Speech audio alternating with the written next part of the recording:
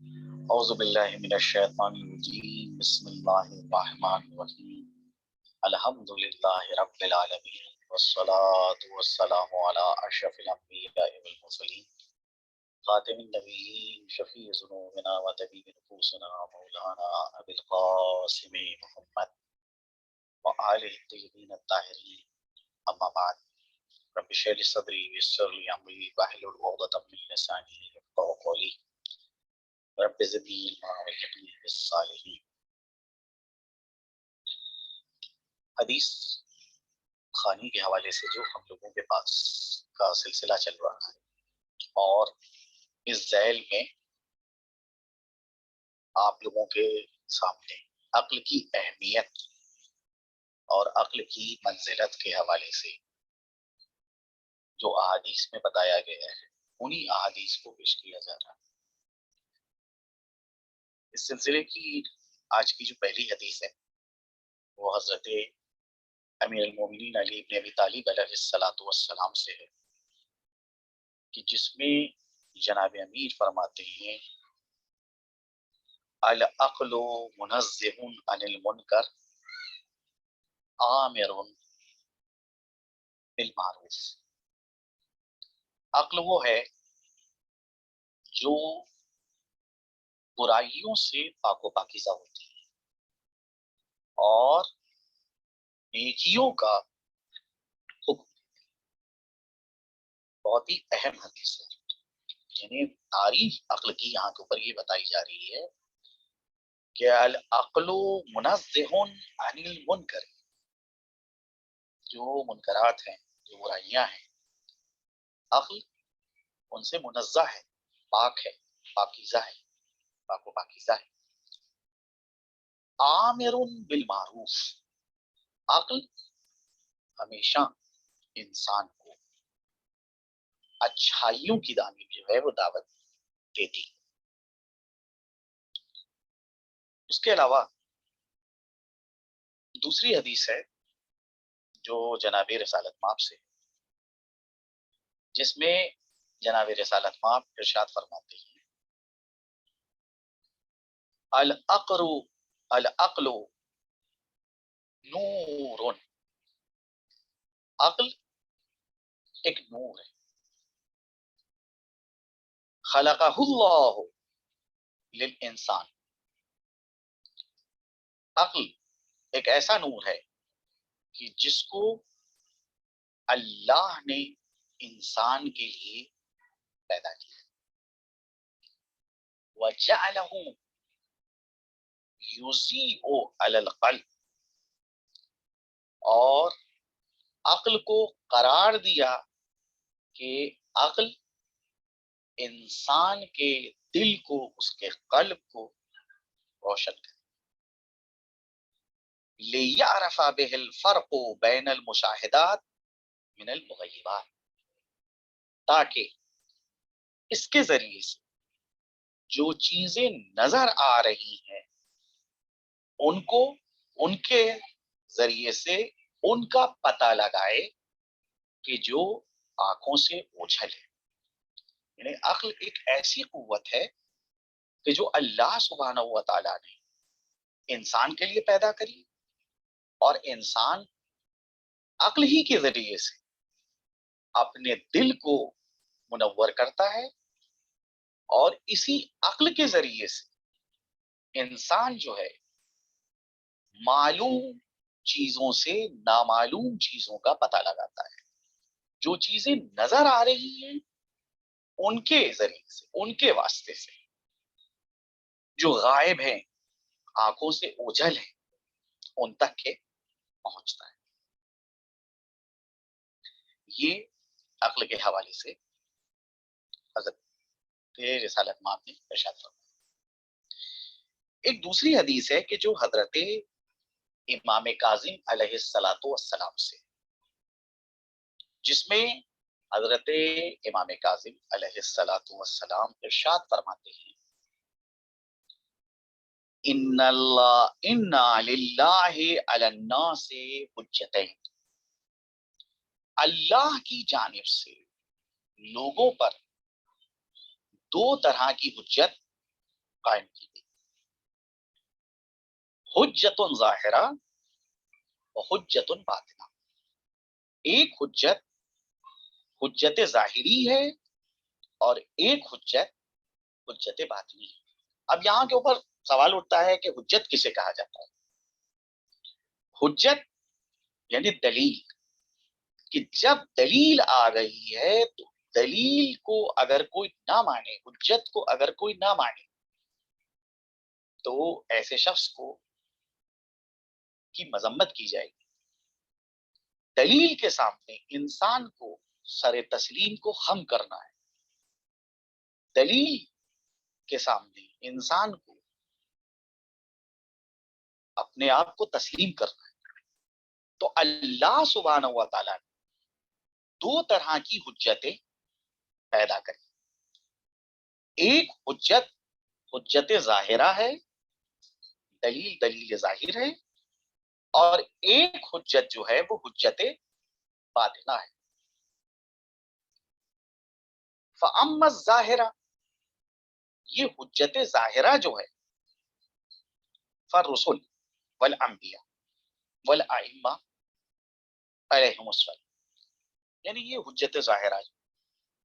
ظاہری حجت جو ہے، یہ اللہ کے رسول ہیں، اللہ کے نبی ہیں، انبیاء ہیں، اور اللہ کے جانب سے ائمہ ہیں. یہ حجت ظاہرہ. وَأَمَّا الْبَاطِنَہ فَالْعُقُولُ، اور جو حجت باطنی ہے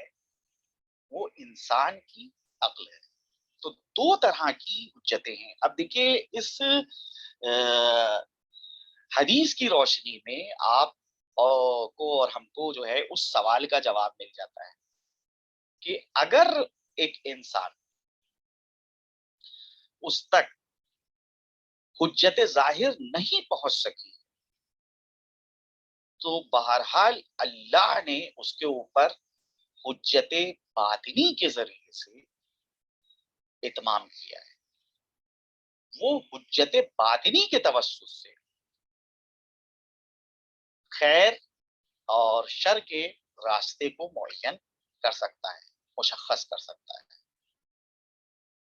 حق اور باطل کے ذریعے سے کے درمیان تمیز دے سکتا ہے حجت باطنی کے ذریعے سے، کیونکہ دونوں حجتیں اللہ نے انسانوں کے لیے پیدا کری، لوگوں کے لیے پیدا کری. بہرحال حجت ظاہری جو ہے رسولوں کی شکل میں، انبیاء کی شکل میں، ائمہ کی شکل میں، یہ حجت ظاہری باطنی کی تائید کرتی ہے. ایسا نہیں ہوتا ہے کہ جو حجت باطنی ہے وہ وہاں کے اوپر حجت ظاہری جو ہے اس کی مخالفت کرے. لہذا حجت ظاہری جو بھی چیزیں بیان کرے گی وہ حجت باطنی کے مطابق. ایسی کوئی چیز حجت ظاہری نہیں بیان کر سکتی کہ جو حجت باطنی کے برخلاف ہو. اسی بنا کے اوپر یہ حدیث آپ نے سنی ہوگی کہ کلما حکم بہ عقل حکم بہ شرع. جس چیز کا عقل حکم لگاتی ہے شریعت بھی اسی چیز کا حکم لگاتی ہے. یعنی دونوں میں کسی قسم کا کوئی تضاد، کوئی اختلاف نہیں پایا جائے. دونوں ایک دوسرے کی تائید کریں. ہاں کبھی کبھی یہ ہوتا ہے کہ ہم تجربے کی بنیاد کے اوپر، کہ تجربہ جو ہے ہمارا کم، علم کی بنیاد کے اوپر کہ علم نہیں ہے اور ہم اس منزل کے اوپر نہیں پہنچ پا رہے ہیں جو حجت ظاہری نے بیان کری. ہماری باطنی حجت جو ہے وہاں تک نہیں پہنچ پا. تو یہ حجت ظاہری جو ہے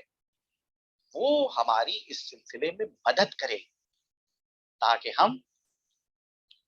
اس منزل تک پہنچ جائیں. تو اللہ سبحانہ و تعالیٰ نے یہ دو طرح کی حجتیں انسانوں کے لیے پیدا کری, ایک حجت ظاہری اور ایک حجت باطنی. اور بہرحال دونوں جو ہے ایک دوسرے کی تائید کرتی ہیں, دونوں میں کسی قسم کا کوئی تضاد نہیں ہے, کوئی اختلاف نہیں ہے, اور ایسا بالکل نہیں ہے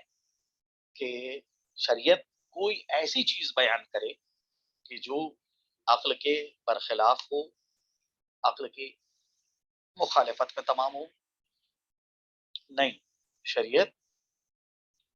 وہ چیزیں بیان کرتی ہے کہ جو عقل جن کی تائید کرتی ہے اور عقل کے مطابق ہوتی ہے. اور کیا یہیں کے اوپر جو ہے یہ احادیث کے سلسلے کو روکا جاتا ہے, اور جو عقائد کا سلسلہ ہم لوگوں کا چل رہا تھا اس کی جانب آیا جاتا ہے. گزشتہ درس کے اندر عدل الہی کے حوالے سے بات چھڑی تھی, تو وہاں کے اوپر آپ کے سامنے جو ہے یہ نظریہ پیش کیا گیا تھا کہ جمہور سواد اعظم کی یہاں دو فرقے ہوتے, ایک ہے اشاعرہ کا فرقہ اور ایک ہے معتزلہ کا. معتزلہ جو ہے وہ عقل کی اہمیت کے قائل ہے, اور وہ یہ کہتے ہیں کہ انسان کی عقل حسن اور قبح کو, اچھائی اور برائی کو درک کر سکتی ہے, سمجھ سکتی ہے. لیکن اشاعرہ جو ہیں وہ اس بات کی مخالفت کرتے ہیں, اور وہ یہ کہتے ہیں کہ انسان کی عقل میں یہ توانائی نہیں ہے کہ وہ اچھائی اور برائی کو درک کر سکے. اب بہرحال اسرائیل میں دونوں نے اپنی اپنی دلیلیں پیش کری. ائمہ معصومین نے, اہل بیت اطہار نے تائید یہ کی ہے کہ نہیں, عقل کے اندر یہ صلاحیت ہے کہ عقل جو ہے وہ مستقلات عقلیہ, جو عقل عمومی سے جن کو تعبیر کیا جاتا ہے, ان کو درک کر سکتی ہے, یعنی حسن اور خود کو درک کر سکتی ہے, اچھائی اور برائی کو عقل جو ہے وہ اپنی کسوٹی کے اوپر پرکھ سکتی ہے, سمجھ سکتی ہے. اچھا, اب آپ یہ غور کریں کہ جو لوگ عقل کی اہمیت کا انکار کرتے ہیں اور تعبد کے قائل ہیں, جو چیز شریعت نے بس کہی ہے وہی چیز جو ہے ہم کو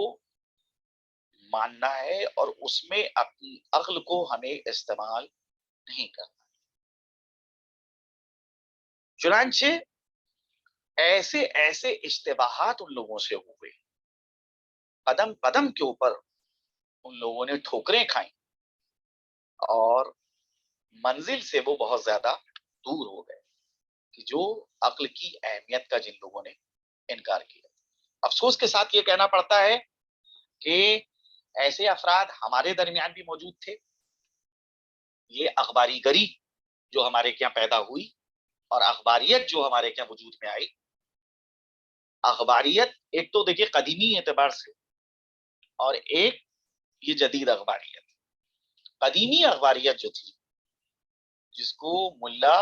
امین استرابادی نام کی ایک شخصیت ہے 10ویں صدی کے اندر, انہی نے اخباریت کو ایجاد کیا, اور وہ جو ہے ایک کتاب انہوں نے لکھی تھی فوائد مدنیہ. فوائد مدنیہ کے اندر انہوں نے جو ہے وہ ایک نیا مسلک جو ہے اخباریت کا, کہ جو تقریباً جو ہے اہل حدیث جو اہل سنت ہیں ان سے مشابہت رکھتا ہے. کیونکہ ہمارے کیا اجتہاد کے لیے, استنباط کے لیے چار چیزیں ہیں: کتاب یعنی قرآن, سنت, اجماع اور عقل. اخباری حضرات اس کو نہیں قبول کرتے. وہ کہتے ہیں کہ صرف کتاب اور سنت اور عقل جو ہے، اجماع جو ہے وہ بس کافی ہے اجتہاد کے لیے. عقل کی اہمیت کا جس طرح سے اشاعرہ نے انکار کیا، ویسے ہی جو ہے اخباری حضرات نے، جو جن کے یعنی جو قدیمی اخباری ان کی بات ہو رہی ہے، ان لوگوں نے بھی انکار کیا. چنانچہ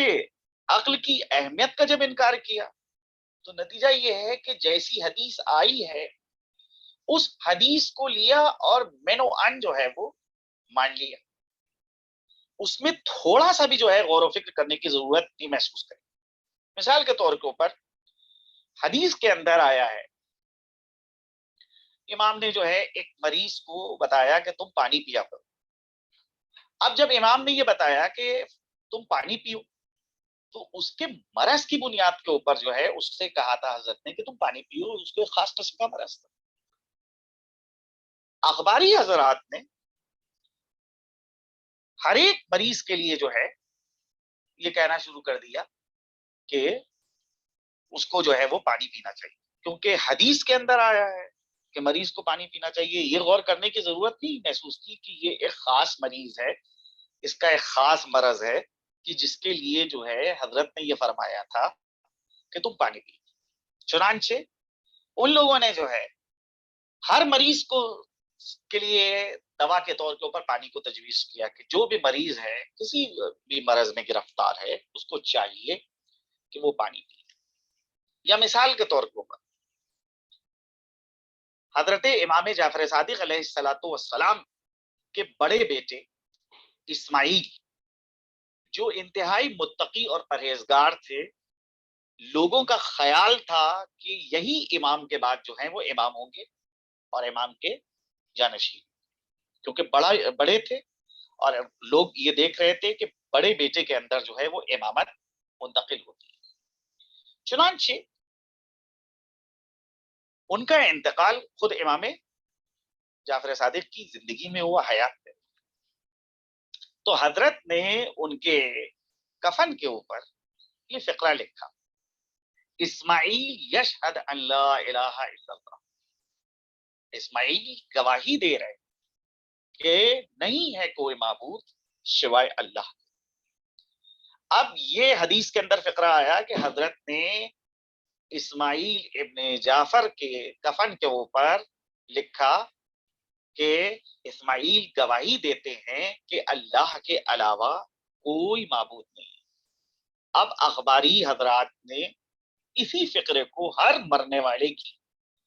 کفن کے اوپر لکھنا شروع کر دیا.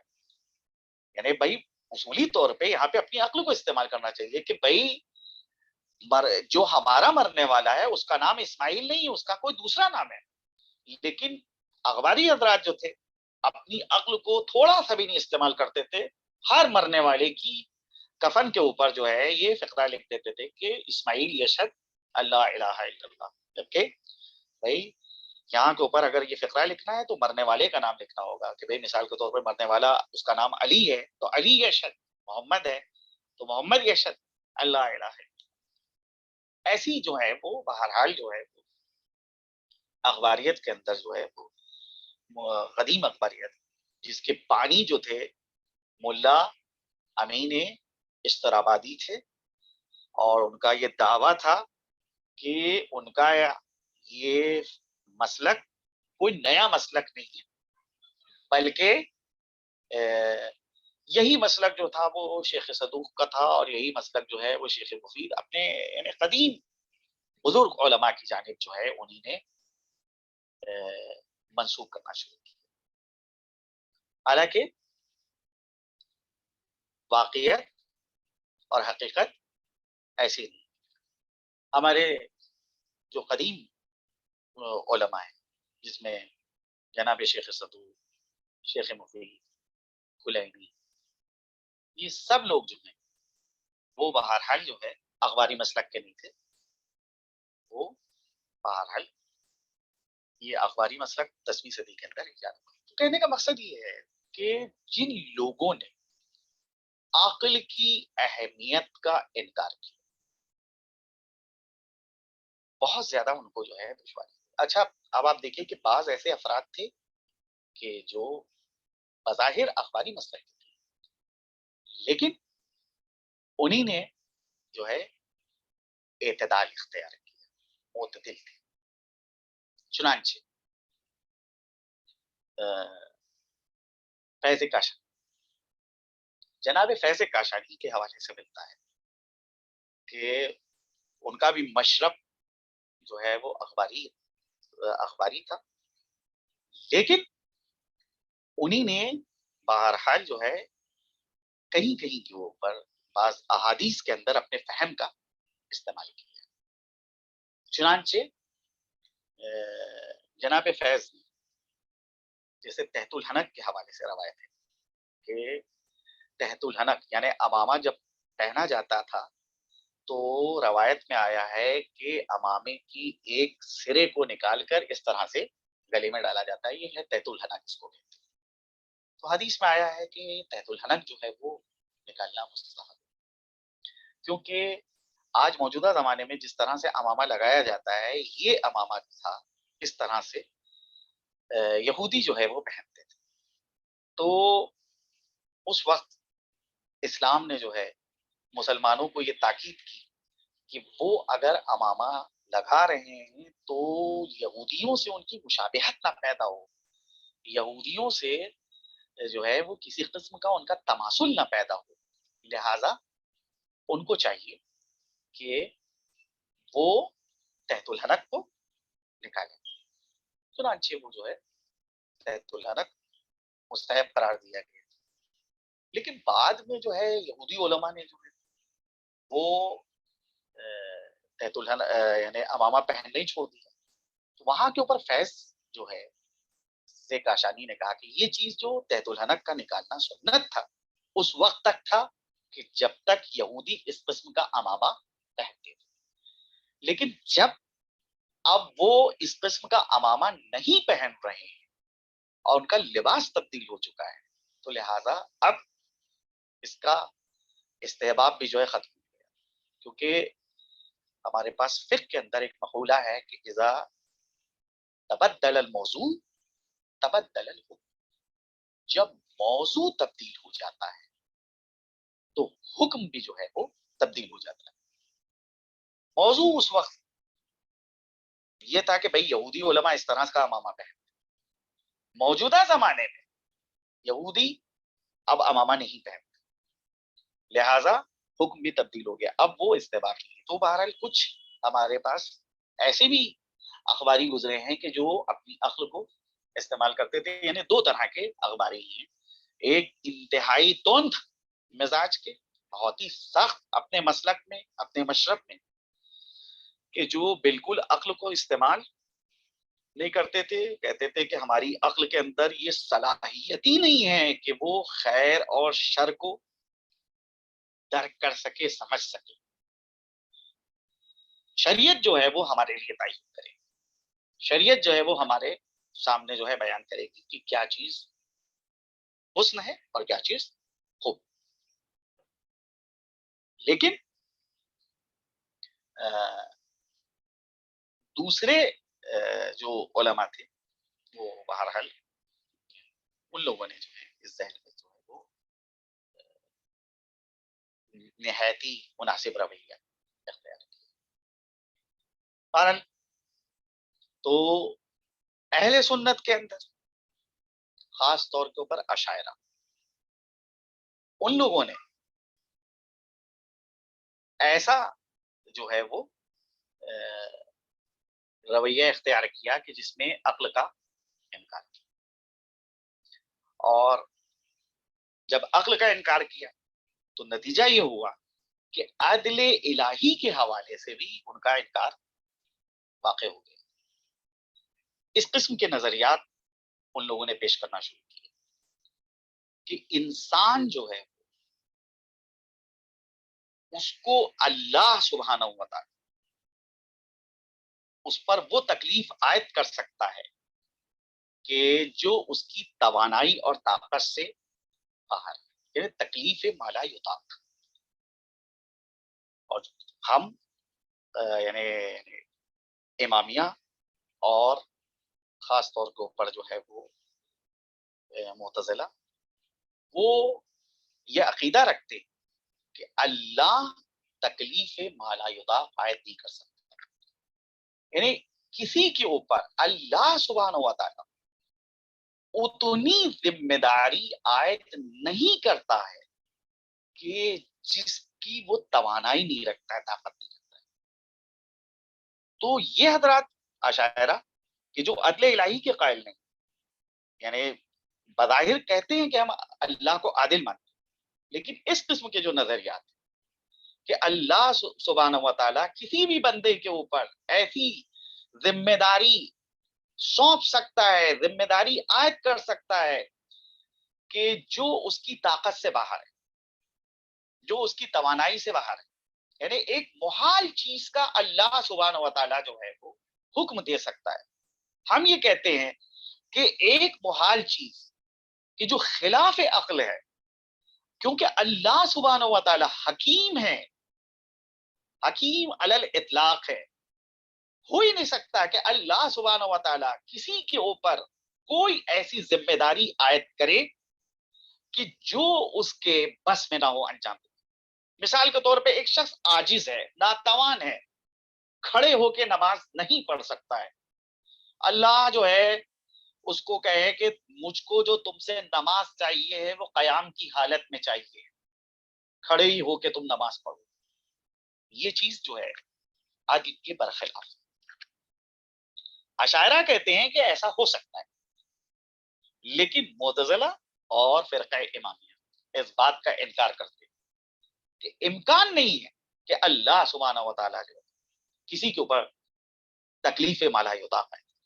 یا مثال کے طور کے اوپر اشاعرہ کہتے ہیں کہ ایک شخص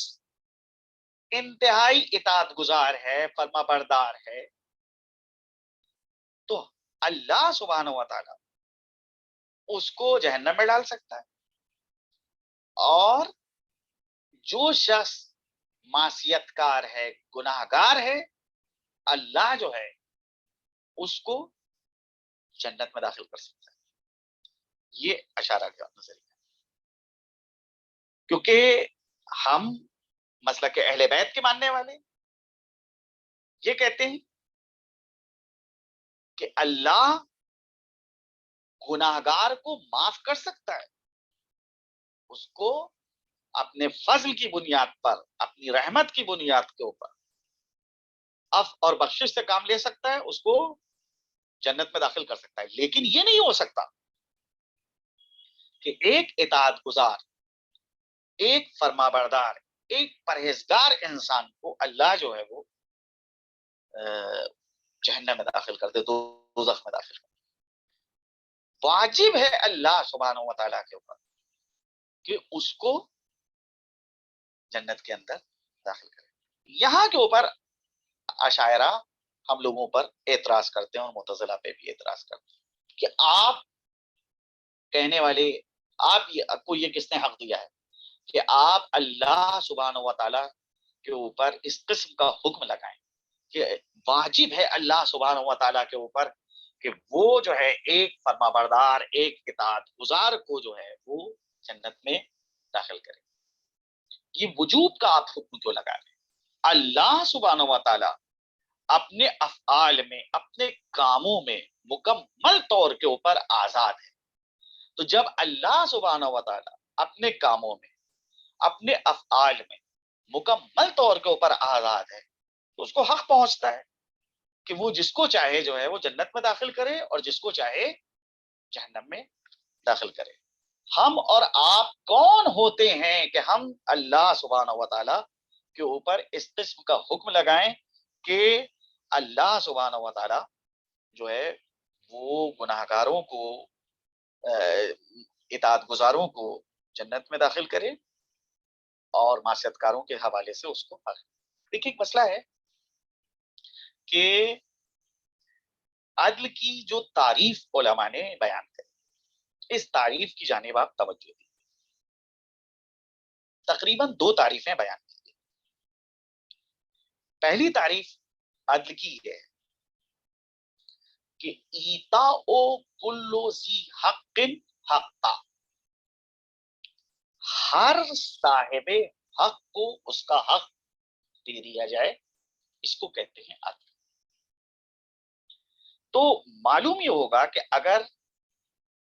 اس تعریف کو اگر ہم قبول کریں تو اس کے لیے ہمیں پھر ضروری ہے اور لازم ہے کہ ہم کسی فرد کو بھی تسلیم کریں، مانے کہ جو جس کے کا حق جو ہے ادا کرنا ہوگا۔ تو یہ تعریف ذرا جو ہے وہ ایک خصوصی تعریف۔ اب اسی تعریف کو لے کر علماء عشائرہ نے جو ہے وہ اعتراض کیا، کیا کسی بندے کا اللہ سبحانہ و تعالیٰ کی گردن پہ کوئی حق نکلتا ہے جو اللہ جو ہے اس کے حق کو پرداخت کرے؟ یہاں پر ہمارے علماء یہ کہتے ہیں کہ جب اللہ سبحانہ و تعالیٰ نے نیکوکار افراد سے، مومن افراد سے، صالح افراد سے اس قسم کا وعدہ کیا ہے کہ وہ نیک اعمال انجام دیں تو ان کو اللہ سبحانہ و تعالیٰ جنت میں داخل کرے گا۔ تو شرط رکھی ہے جنت میں داخل ہونے کی، نیک اعمال، ایمان کے بعد عمل صالح، اس کی جو ہے شرط رکھی۔ تو اب اگر دنیا میں ایک انسان صحیح عقیدہ اختیار کرنے کے بعد نیک اعمال انجام دے رہا ہے تو اس کا حق اللہ سبحانہ و تعالیٰ کی اوپر نکلتا ہے کہ اللہ نے جو وعدہ کیا ہے اس وعدے کے مطابق اس کو جنت میں داخل کرے۔ یہاں کے اوپر اس تعریف کے اوپر جو ہے عشائرہ اعتراض کرتے کہ یہ جناب نہیں ہو سکتا، اللہ سبحانہ و تعالیٰ کا کسی کی کا حق اللہ کے اوپر نہیں عائد ہوگا، سب کے سب جو ہیں وہ اللہ کے بندے ہیں، اللہ جو ہے وہ اپنے اعمال میں مکمل طور کے اوپر مختار ہے، اللہ جو ہے وہ اختیار رکھتا ہے، اللہ جس کو چاہے وہ جنت میں داخل کرے، جس کو چاہے وہ جہنم میں داخل کرے، اللہ جو ہے وہ تکلیف مالا یطاق عائد کر سکتا ہے، ایک شخص کے اوپر وہ ذمہ داری سونپ سکتا ہے، عائد کر سکتا ہے، اس کے اوپر ایک واجب کو عائد کر سکتا ہے کہ جس کی وہ توانائی نہیں رکھتا ہے، طاقت نہیں رکھتا ہے۔ اللہ سبحانہ و تعالیٰ جو وہ ایسی کسی چیز کو خلق کر سکتا ہے، پیدا کر سکتا ہے کہ جس کا کوئی ہدف نہیں ہے، جس کا کوئی مقصد نہیں ہے۔ اس قسم کے بے تکے اور بے بنیاد جو ہیں وہ نظریات وجود میں آ گئے کہ جن کی بنا کے اوپر جو ہے متکلمین کے درمیان بہت زیادہ معرکہ آرائی ہوئی اور بے بنا جو ہے وہ اختلاف ہوا، اور ایک سلسلہ جو ہے چل رہا ہے۔ اور اسی سلسلے کا مسئلہ یہ ہے کہ انسان جو ہے جب اللہ سبحانہ و تعالیٰ کے حوالے سے صحیح معرفت نہیں رکھے گا، صحیح اس کے صفات کو نہیں پہچانے تو نتیجہ یہ ہوگا کہ پھر وہ عقیدہ توحید اس کا صحیح نہیں ہوگا، اور جب عقیدہ توحید صحیح نہیں ہوگا تو عملی اعتبار سے اس کے اندر جو ہے وہ کمیاں پائی جائیں گی، نقائص پائی جائیں گی۔ لہذا ضروری ہے اللہ کی معرفت حاصل کرنے کے لیے کہ ہم جو ہے وہ صحیح عقیدہ جو ہے اللہ کے حوالے سے قائم کریں، اور یہ صحیح عقیدہ اسی وقت قائم ہو سکتا ہے کہ جب ہم باب مدینۃ العلم سے وابستہ ہوں۔ دیکھیے یہ ہمارا عقیدہ ہے کہ جو بھی رسول کے پاس علم تھا وہ سارا علم جو ہے جناب امیر کی جناب امیر کے ذریعے سے ہم تک کے پہنچ سکتا ہے، ان میں منتقل، کیونکہ روایت میں آیا ہے کہ خود جناب امیر علیہ الصلوۃ والسلام نے ارشاد فرمایا کہ رسول اللہ نے مجھ کو علم کے 1000 باب تعلیم، میں نے ہر باب سے 1000 باب نکالے۔ تو بہرحال اگر آج کسی کو علم رسول چاہیے، اس کے لیے ضروری ہے کہ وہ اہل بیت اطہار سے وابستہ ہو، ورنہ اہل بیت کو چھوڑ کے یونانی افکار کے پیچھے بھاگنا، اور وہ جناب جو ہے ایران پارسی افکار کے پیچھے بھاگنا، یا جو ہے ملحدین کے افکار کی جانب جانا، نتیجہ یہ ہوتا ہے کہ انسان جو ہے وہ پھر معرفت کی راہ میں جو ہے وہ ٹھوکریں کھاتا ہے، اور غلط اس کے جو ہے وہ نظریات قائم ہو جاتے ہیں، اور پھر اللہ سبحانہ و تعالیٰ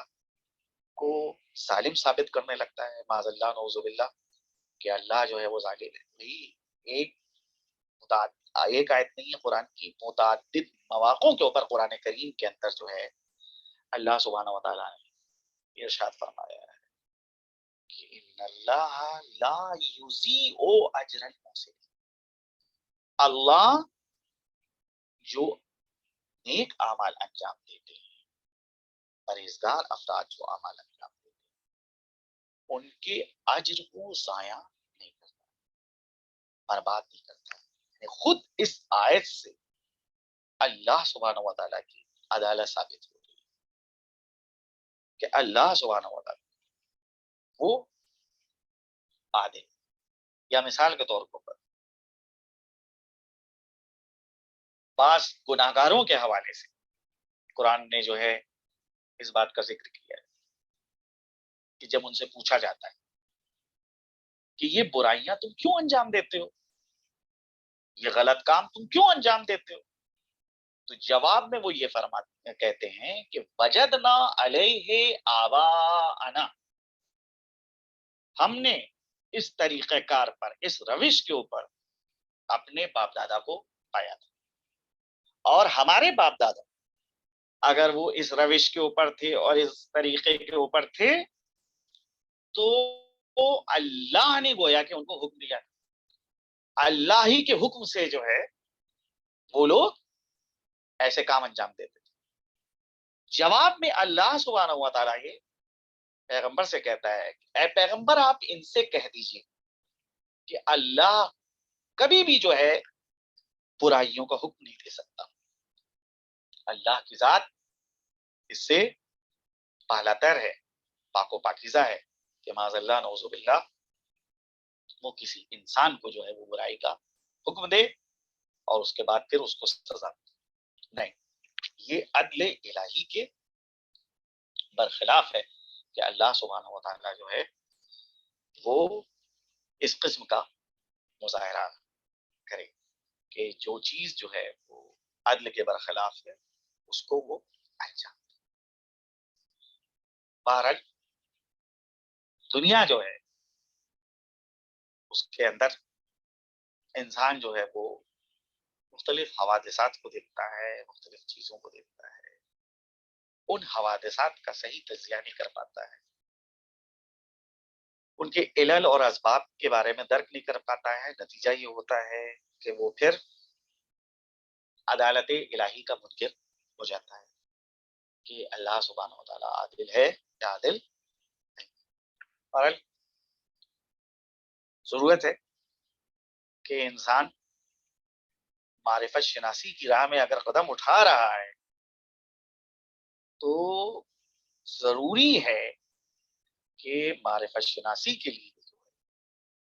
اپنے ذہن کو شبہات سے دور رکھے، اور خاص طور کے اوپر جو ہے تعلیمات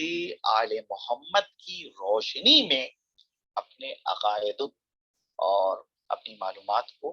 درست کرے، ورنہ اگر تعلیمات آل محمد کو چھوڑ دیا جائے گا اور ان کو ترک کر دیا جائے گا اور اس کے مقابلے میں جو ہے وہ دوسروں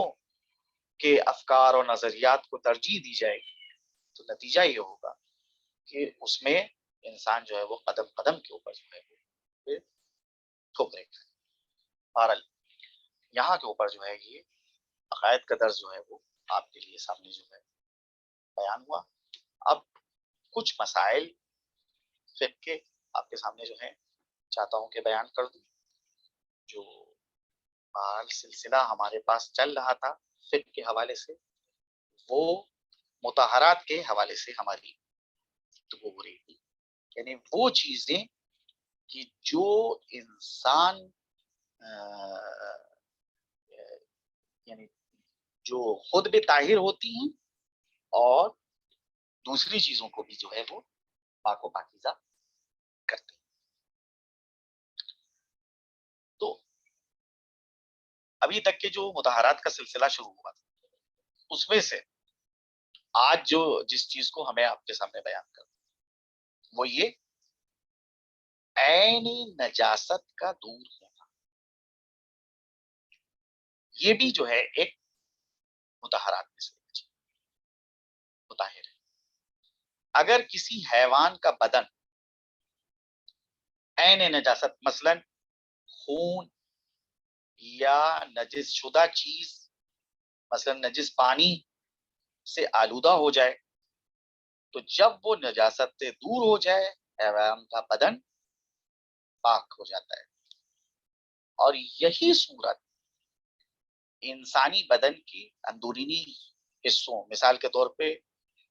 منہ ناپاک اور کان کے اندر والے حصوں کا کوئی حصہ جو ہے وہ نجس ہو گیا ہے تو اگر وہ نجاست منہ کے اندر سے زائل ہو گئی ہے یا کان کے اندر سے یا ناک کے اندر سے زائل ہو گئی ہے تو پھر اس باطنی حصے کو بھی جو ہے وہ پاک شمار کیا جائے. کبھی کبھی یہ ہوتا ہے کہ دانتوں کے درمیان سے جو دراریں ہوتی ہیں ان سے مثال کے طور کے اوپر ان کے درمیان غذا پھنس گئی اور پھر جو ہے وہ خون جیسے کہ نکلا تو اب وہ جو خون نکلا تو بہرحال خون تو نجس. اگر وہ غذا کا ٹکڑا کھانے کا وہ کوئی بھی ٹکڑا ہو کہ جو دانتوں کے درمیان پھنسا ہوا ہے اگر وہ جو ہے وہ خون سے آلودہ ہو رہا ہے تو بہرحال اس کو اس ٹکڑے کو جو ہے وہ باہر نکالنا ہوگا. لیکن اگر خون منہ کا جو ہے جو منہ میں نکل رہا تھا وہ ختم ہو جائے نکلنا بند ہو جائے تو منہ کا جو اندرونی حصہ ہے وہ پھر پاک شمار کیا جائے گا اور دانتوں کے درمیان وہ ٹکڑا جو لگا ہوا ہے اس کو بھی پھر پاک شمار کیا جائے گا. اگر دانتوں کی درمیان غذا لگی رہ جائے اور پھر منہ کے اندر خون نکل آئے تو وہ غذا خون ملنے سے نجس نہیں ہوتی ہے. یہ مسئلہ جو ہے وہ جناب آیت اللہ سیستانی کا ہے مگر دیگر جو ہمارے مراجع ہیں وہ ذیل میں جو ہے وہ یہ کہتے ہیں کہ نہیں اگر خون کا خطرہ یا خون جو ہے وہ غذا جو پھنسی ہوئی ہے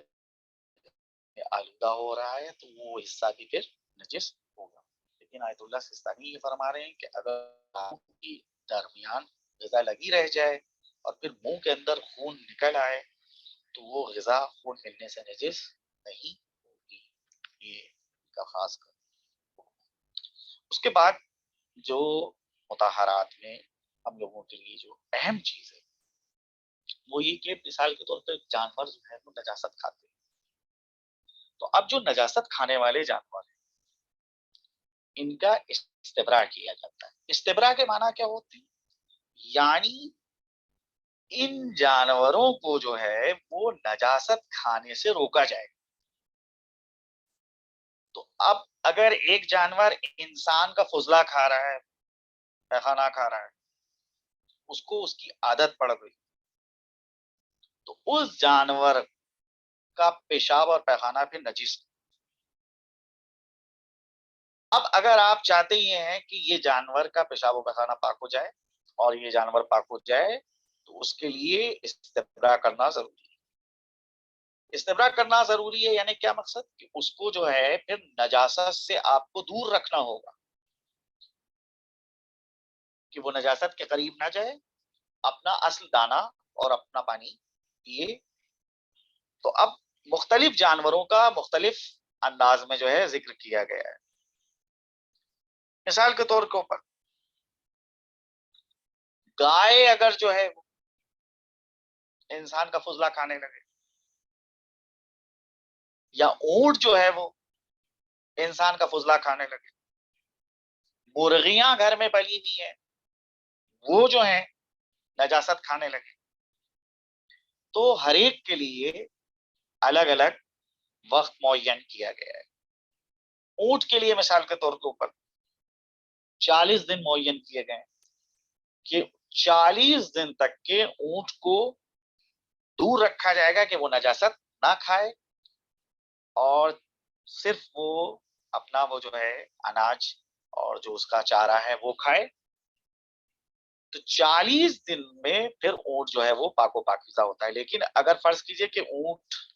جو ہے وہ انسان کی نجاست کھا رہا ہے تو یوں آپ دیکھیں تو وہ اونٹ کہ جو انسان کی نجاست نہیں کھاتا ہے, انسان کا پیخانہ نہیں کھاتا ہے, پاک و پاکیزہ ہے اس کا پیشاب و پیخانہ, لیکن وہ جانور کہ جو انسان کی نجاست کھانے لگے, انسان کا پیشاب و پیخانہ کھانے لگے, تو ایسی صورت میں جو ہے پھر اس کا جو ہے وہ پیشاب و پیخانہ اس جانور کا نجس شمار کیا جائے گا. تو اب اگر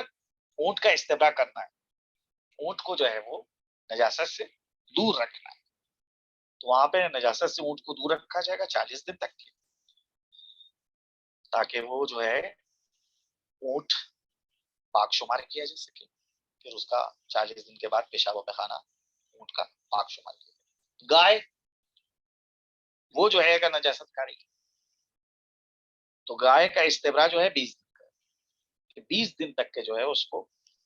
دور رکھا جائے گا نجاست سے, تب وہ جو ہے پاک شمار کی جائے گی اور اس کا پیشاب و پیخانہ پاک ہوگا. بھیڑ کا استبراء 10 دن تک کا, مرغابی کو 7 یا 5 دن تک اور پالتو مرغی کو 3 دن تک نجاست کھانے سے باز رکھا جائے گا. اگرچہ مقررہ مدت گزرنے سے پہلے انہیں نجاست کھانے والے حیوان نہ کہا جا سکے, تب بھی اس حد تک انہیں نجاست کھانے سے باز رکھنا چاہیے. یعنی کوشش کرنا چاہیے کہ یہ جو مدت بیان کری گئی ہے اس مدت میں وہ لوگ جو ہیں نجاست سے کھانے سے دور رہیں اور نجاست سے بچیں, اور جب نجاست سے وہ بچیں گے تب جو ہے وہ بہرحال ان کا پیشاب اور پیخانہ جو ہے وہ پاک ہوگا. اس کے بعد جو مطہرات میں سے ایک چیز ہے وہ ہے مسلمان کا فقہ کی کتابوں میں غیبت مسلم کہتے ہیں کہ اگر ایک عاقل اور بالغ انسان کچھ چیزیں استعمال کرتا ہے, مثال کے طور کپڑے ہیں, برتن ہیں, اب وہ جو ہے اگر کپڑے اور برتن نجس ہو گئے بہرحال اس کے بعد کچھ دنوں کے بعد وہ جو ہے وہ مسلمان وہاں سے چلا جائے, اس کمرے کو چھوڑ دے, اس گھر کو چھوڑ دے اور وہ چیزیں جو ہیں وہیں کے اوپر رہیں, تو بہرحال اس کے سلسلے میں یہ حسن ظن رکھا جائے گا کہ غالباً اس نے جو ہے اس کپڑے کو پاک کر لیا ہوگا, اس برتن کو پاک کر لیا ہوگا. اگر بالغ اور ایک بالغ انسان پاکی اور ناپاکی کی سمجھ رکھنے والے مسلمان کا بدن یا لباس یا دوسری اشیاء مثلا برتن اور دری وغیرہ جو اس کے استعمال میں ہو نجس ہو جائے اور پھر وہ وہاں سے چلا جائے, تو اگر انسان یہ سمجھے کہ اس نے یہ چیزیں دھوئی تھیں تو وہ پاک ہو, یعنی انسان یہ گمان رکھتا ہو کہ اس نے یہ چیزیں دھو لی ہوں گی تو اس کو پھر پاک سمجھا جائے گا. لیکن جناب آغائے آیت اللہ سستانی داماد اللہ فرماتے ہیں کہ لیکن احتیاط مستحب ہے کہ ان کو پاک نہ سمجھے مگر درجہ ذیل چند شرائط کے ساتھ. پہلی شرط اس میں سے ہے کہ جس چیز نے مسلمان کے لباس کو نجس کیا ہے اسے وہ نجس سمجھتا ہو. لہذا اگر مثال کے طور پر اس کا لباس تر ہوا اور کافر کے بدن سے چھو گیا ہو اور وہ اسے نجس نہ سمجھتا ہو تو اس کے چلے جانے کے بعد اس کے لباس کو پاک نہیں سمجھا جائے گا. ایک شخص ہے کہ جو کافر کو نجس نہیں شمار کرتا ہے. اب وہاں کے اوپر اس مسلمان کا لباس بھیگ جائے تر ہو جائے اور پھر جو ہے وہ کافر کے بدن سے مس ہو جائے تو کچھ دنوں کے بعد جو ہے وہ مسلمان